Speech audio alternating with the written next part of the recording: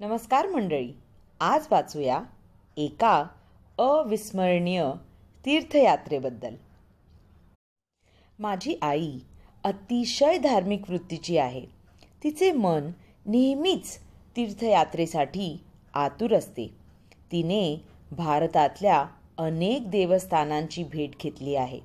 काही वर्षांपूर्वी ती मानसरोवरलाही गेली होती. दरवर्षी नियमित वारी पण ती करते. तिने नेहमीच बाबांकडे हरिद्वार दर्शनाची इच्छा दाखवली होती, परंतु बाबांच्या व्यवसायामुळे त्या दोघांना हरिद्वार दर्शन करायला अजूनपर्यंत जमले नव्हते. पण आईची इच्छा पूर्ण करण्यासाठी अखेर बाबांनी कार्यक्रम बनवला. बाबांनी मला सांगितले की हरिद्वार उत्तराखंडामध्ये आहे. गंगा किनारी वसलेले हे ठिकाण अतिशय देखणीय असून त्याचे धार्मिक महत्त्वही खूप आहे. हरिद्वारचा अर्थ म्हणजे देवाचे द्वार. गंगाच्या पवित्र आणि निर्मल पाण्यात श्रद्धेची अंघोळ करायला अवघ्या देशातूनच नाही तर जगातील देखील असंख्य लोक इथे येतात.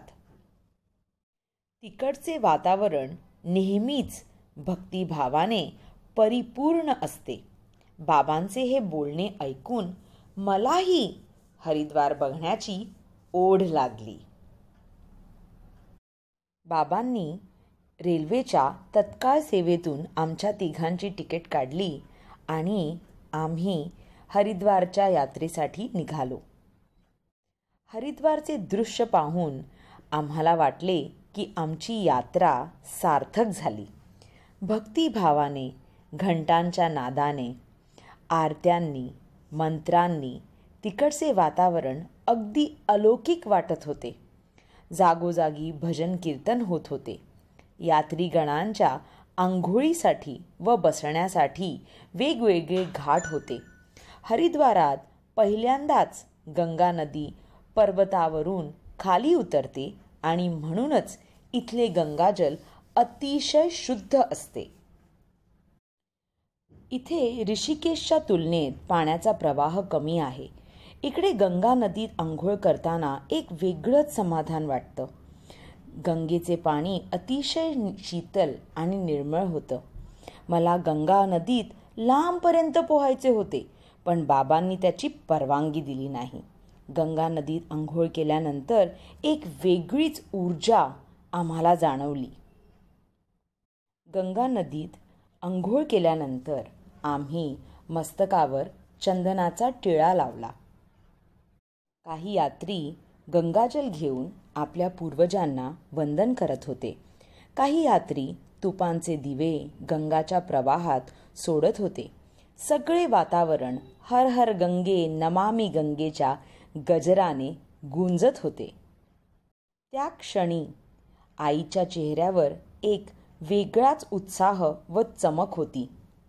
आईने एका ब्राह्मणाकडून हवन करून घेतले आणि मग ती एका कीर्तन मंडळीत बसली. मी आणि बाबा गंगेच्या किनारी फिरायला निघालो. गंगेच्या आरतीचा वेळ झाला आणि उभ्या आयुष्यात विसरू शकणार नाही असे सुंदर दृश्य आम्ही पाहिले. गंगा आरतीचे व्हिडिओ पाहणे आणि गंगा आरतीत प्रत्यक्ष सहभागी होणे हे वेगळेच. त्याची तुलना कशाबरोबरही करता येणार नाही. गंगेवर पडलेला लाखो दिव्यांचा प्रकाश अत्यंत मनमोहक दिसत होता. गंगा आरतीत सहभागी होऊन आमचे मन सुखावले.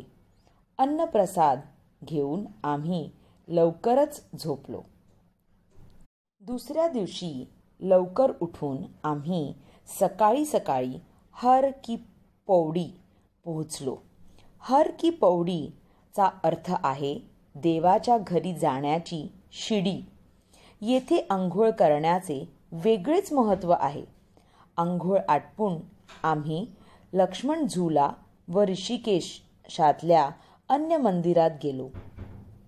निसर्गाच्या वैभवाने आणि सौंदर्याने परिपूर्ण असलेले हे ठिकाण मला अतिशय आवडले.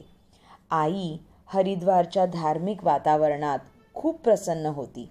आईने सप्तऋषी आश्रमात काही देणगी दिली. गंगेचे असे सुंदर शीतल स्वच्छ पाणी पाहून मला वाटत होते की मी थोडे दिवस अजून इथे राहू, रोज गंगेच्या पाण्यात अंघोळ करू आणि गंगेच्या तीरावरच्या रेतीवर रोज सकाळी चालू. पण काय करणार, घरी परतायचेच होते. बाबांचा व्यवसाय, माझे कॉलेज आम्हाला बोलावत होते. मनात एक विलक्षण उत्साह घेऊन आम्ही तिघं घरी परतलो. उभ्या आयुष्यात प्रत्येक भारतीय रहिवाशाने एकदा तरी गंगा नदीचे हे पावन दृश्य पाहिलेच पाहिजे. हर हर गंगे, नमामि गंगे. धन्यवाद.